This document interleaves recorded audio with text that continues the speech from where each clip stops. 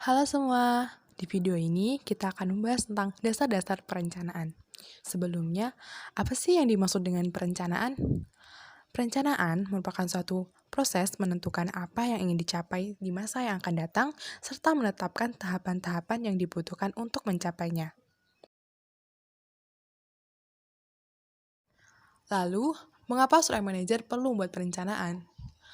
Membuat perencanaan itu penting, karena perencanaan menentukan arah sebuah perusahaan ke depannya.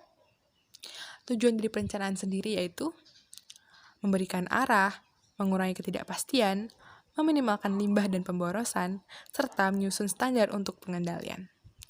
Untuk lebih memahami tentang dasar-dasar perencanaan, yuk disimak video berikut. Selamat sore semuanya. Terima kasih yang udah hadir di rapat virtual kali ini. Jadi agenda rapat kita hari ini mau ngebahas tentang perencanaan strategi pemasaran yang baru. Mengingat produk kita ini dari beberapa bulan ini terus mengalami penurunan. Tolong di-share screen.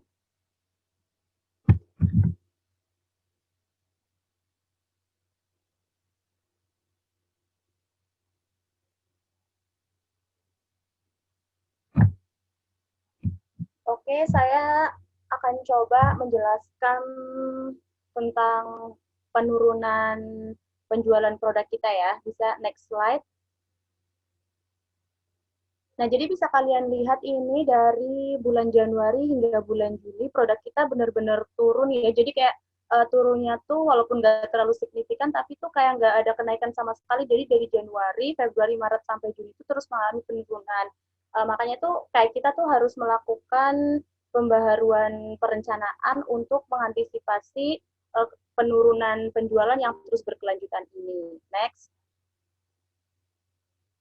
Nah, salah satu upaya yang udah dilakuin nih, kita udah nyoba nyari tahu kenapa sih kira-kira kritik kita ini mengalami penurunan terus-menerus. Nah, terus ternyata setelah kita mengadakan survei ke para masyarakat konsumennya, ini ternyata didapat 60% ini mereka tuh nggak mau beli kritik kita karena kurangnya variasi rasa. Jadi menurut mereka tuh kritik kita tuh masih kayak standar banget loh, rasanya itu-itu aja, makanya mereka tuh butuh sesuatu yang baru. Nah, jadi ini kayak salah satu hal yang bakal kita bahas hari ini tentang kira-kira kita tuh perlu inovasi apa sih di rasa kritiknya. Terus dari selain variasi rasa nih ada 25% karena kemasan kurang menarik. Kemudian yang 15%-nya ini karena harga terlalu mahal. Tapi sebenarnya yang harga terlalu mahal ini kita udah cukup efisien dan kalau misalnya diturunkan ini kayaknya nanti nggak masuk ya. Jadi kita cuma perlu melakukan pembaruan yang dua ini, dari yang variasi rasa sama yang kemasan kurang menarik. Mungkin dari kalian ada yang punya ide untuk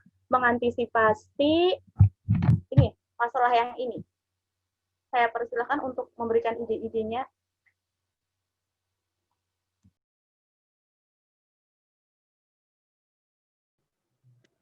Uh, Baik, saya dari bidang pemasaran sendiri. Untuk harga sendiri bukannya terlalu mahal, tapi memang kita udah ada di range gitu dan memang pemasaran kita kepada masyarakat kelas menengah ke bawah. Dan kalau untuk diturunkan harganya benar tadi tidak mungkin karena itu malah nanti membuat kita rugi. Jadi kalau menurut saya itu ada perbaikan di bidang desain produk. Mungkin dari bidang desain bisa memberikan ide.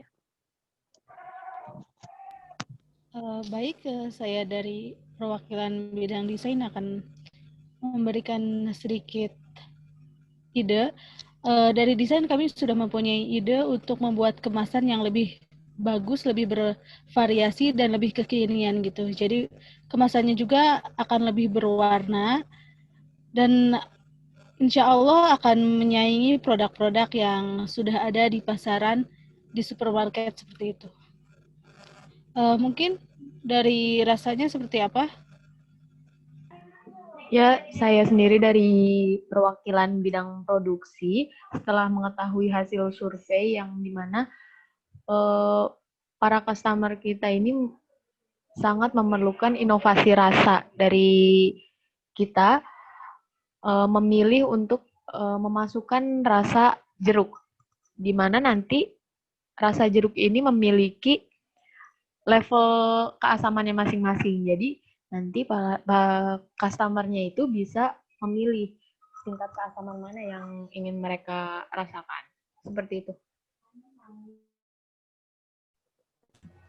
Oke, terima kasih. Ini pendapat dari kalian saya rasa juga sudah cukup bagus-bagus ya. Memang dari segi kemasan kita emang perlu melakukan pembaharuan untuk bisa menembus pasar yang lebih besar. Untuk terkait variasi rasa, menurut saya ini saran dari pihak produksi yang memang cukup bagus ya. Sepertinya rasa jeruk ini akan mengembalikan minat masyarakat untuk membeli produk kita ini. Jadi untuk 2 minggu ke depan kita akan coba memproduksi dengan variasi rasa yang berbeda dan kemasan yang juga lebih menarik. Jadi kita bisa melakukan rapat lagi setelah 2 minggu untuk melihat perkembangan dari pembaruan perencanaan ini.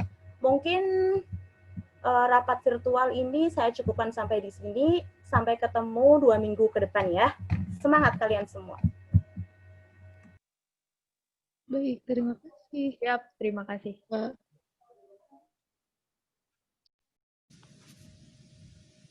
Seperti dijelaskan pada bagian video sebelumnya, menentukan apa yang ingin dicapai masa yang akan datang, serta menetapkan tahapan-tahapan yang dibutuhkan untuk mencapainya, sangat diperlukan dalam suatu perusahaan atau organisasi.